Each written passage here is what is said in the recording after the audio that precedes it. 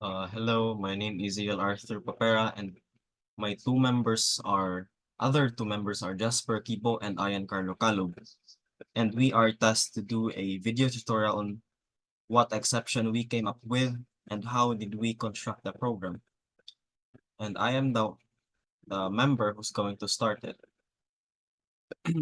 First thing to do is you'll create a class that that name ikaw bahala, pero I've decided to name it as exception. That exception.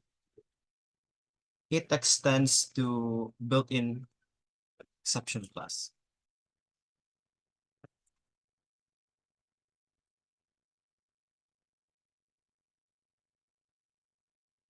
Then after that is mag-define ako ng constructor without parameters para sa class na exception.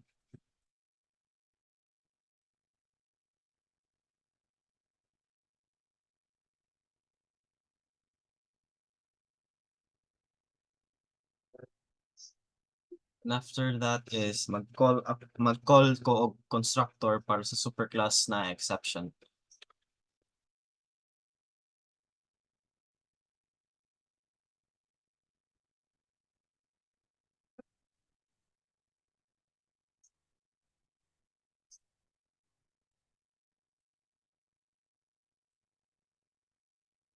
Wait. Then after ani kay maghimo ko og constructor but with a string parameter para sa exception na class.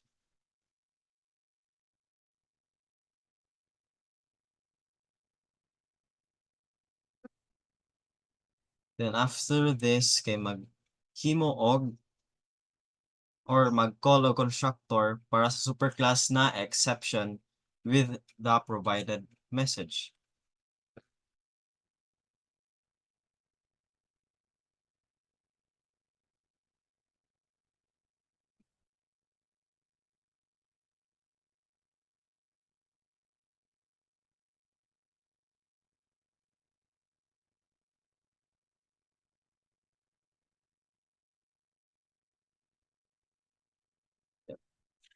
And after this is a continue ni Jasper Kibo ang akong work.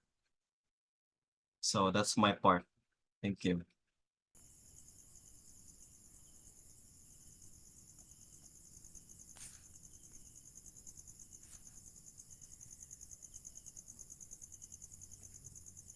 So this line define a class named myClass.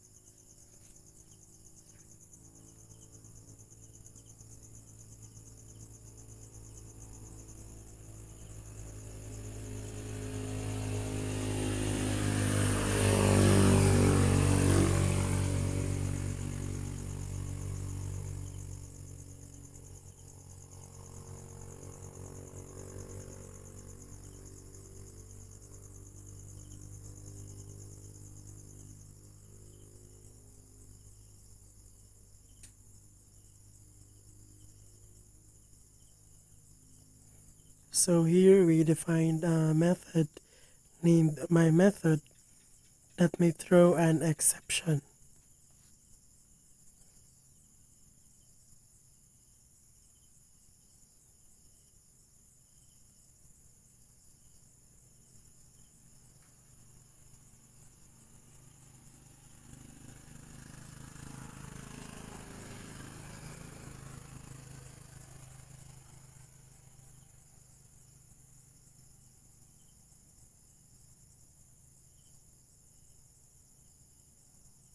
If condition is met, here this line we check if a certain condition is met.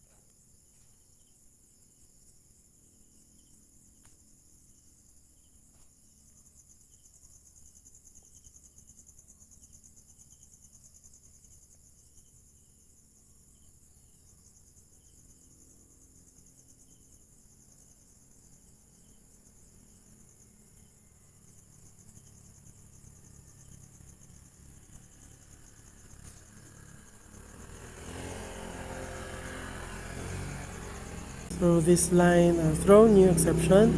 Then statement, this is a custom exception message.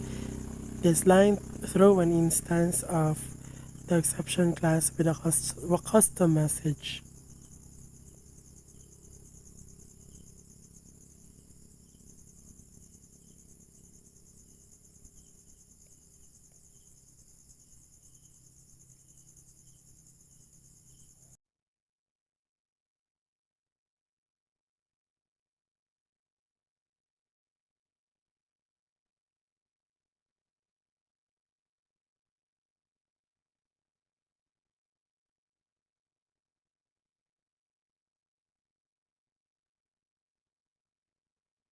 Okay, so good evening and karon na akong buhaton kay tiwason ako ang trabaho sa akong kagrupo which is sila Iyal og Jasper kay ako ang last. So, atong unang buhaton is i-define nato ang main class and ang entry point sa atong Java program.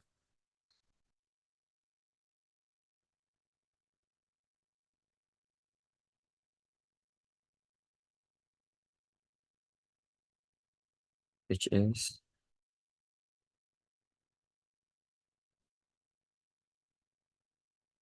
our class name and then curly braces.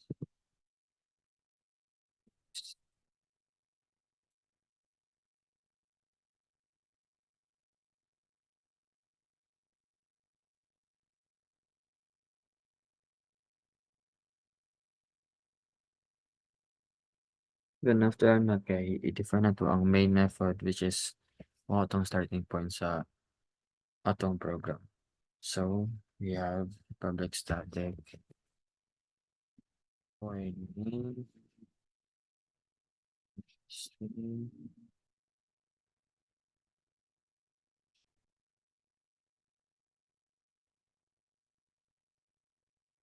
args curly braces. And then after ana kay mag-create og instance of the my class. So my class na class. My class the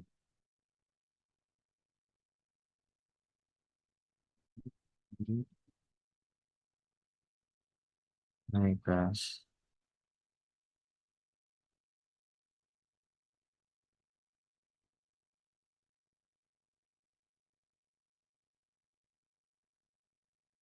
and then after ana kay i-begin na nato kuan i-try nato block ang kuan mga catch exceptions. So ibutan nato og try. Then after ana is i-call na 'tong method na my method of the my class object, which is obj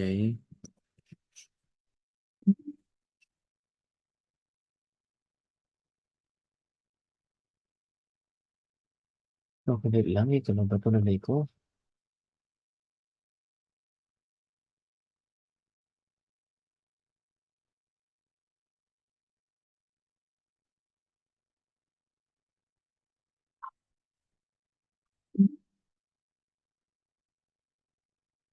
So back sa atong ginabuhat object my method and then call.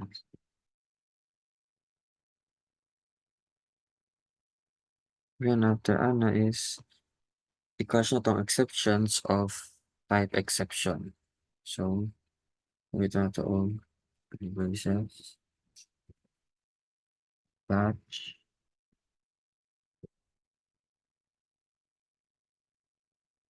exception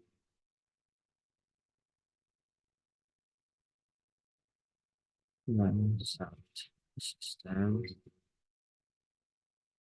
Then after ana is i-print na nato ang message indicating na custom exception kay nakuha siya along with the exceptions message. So, di ba, lima na yung pinakalas sa tong part sa coding, which is try na niya po ang kuan mga exceptions na.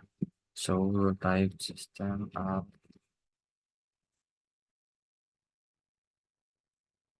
and then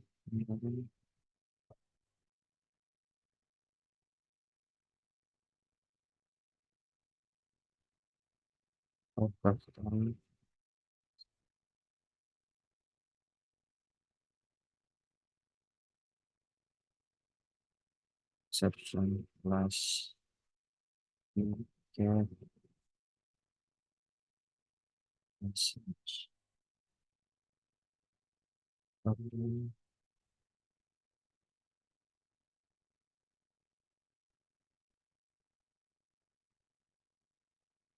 Programming program.